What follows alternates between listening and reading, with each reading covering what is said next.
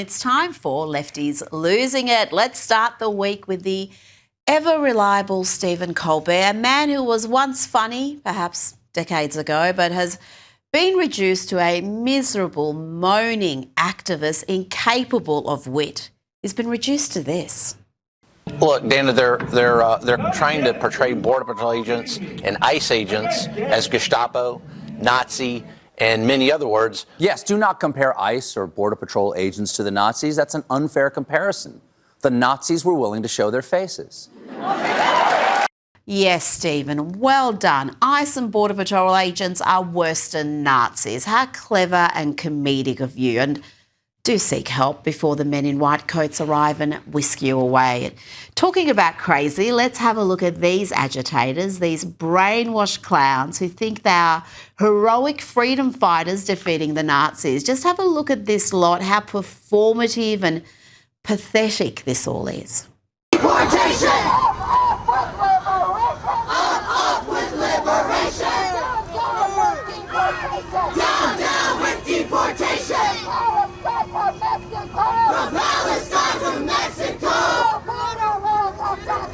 The border walls have got to go! Down with deportation! You know, media commentator Megan Murphy nailed it when she said, these people are 100% thick, they're in a movie. But they're just privileged little nerds who have zero relationship with working class or poor people and have no idea how the real world works. Here. Talk about being out of touch. Let's hear from Lady Gaga, who had a lengthy rant at a concert in Tokyo. She read it out. It wasn't very good. Here's a little of what she had to say. My heart is aching, thinking about the people, the children, the families all over America who are being mercilessly targeted by ICE. I'm thinking about all of their pain and how their lives are being destroyed right in front of us. I'm also thinking about Minnesota and everyone back at home who is living in so much fear and searching for answers on what we all should do. Just so divorced from reality. And did you notice the lack of cheers and applause? The Japanese have no time for your empty, vacuous and self-indulgent virtue signalling, Lady Gaga. It blows my mind that she would deliver that idiotic rant in Japan, a country that has zero tolerance for illegal immigration, a country with some of the strictest migration laws anywhere in the world. Now, when the celebs are not cheering on lawless, violent agitators in Minneapolis, they are cheering for sacked CNN hack Don Lemon, who was arrested for storming a church during Sunday service. That gets you standing ovation in Hollywood. Don Lemon.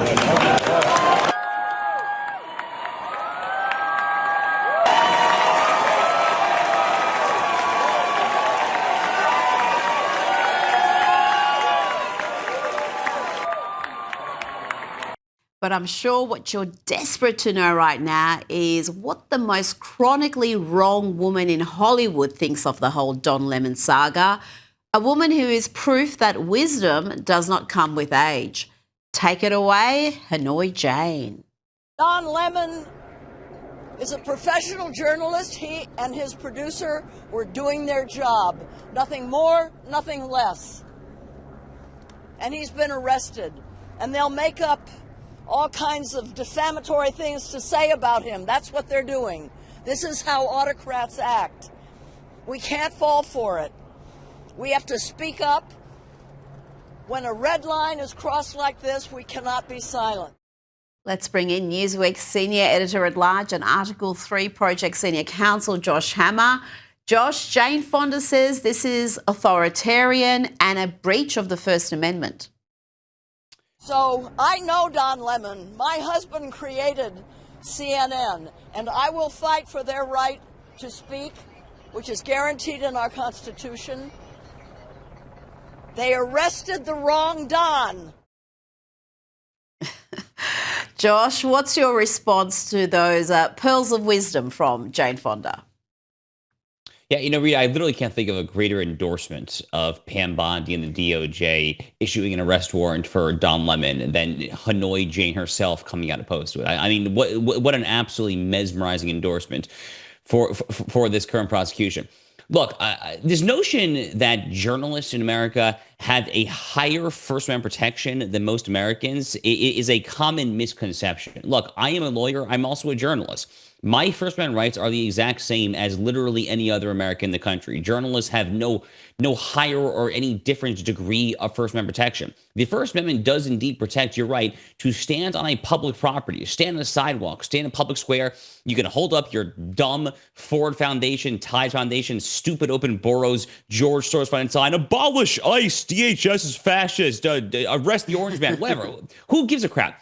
You can do that. Here's what you can't do. You can't trespass private property. And even more than that, we have federal statutes on the books that specifically criminalize doing this when it comes to a house of worship. This is back in the good old days, back when there was bipartisan agreement that, speaking of the First Amendment, Hanoi Jane, you know what else is there? Oh, yeah, the free exercise of religion. And back in the 1990s, back when Democrats were still relatively sane, you had the Bill Clinton-led Democrats lead this bipartisan charge to pass the FACE Act, a 1994 statute that specifically criminalizes doing exactly what Don Lemon and his bunch of not-so-merry left-wing hooligans did in St. Paul, Minnesota a few Sundays ago. You can't disrupt a house of worship there.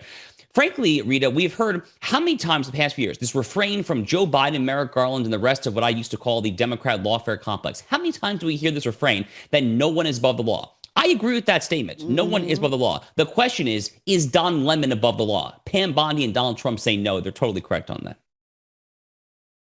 Well, Hollywood says he is. He's getting standing ovations from Hollywood these days. Ridiculous stuff.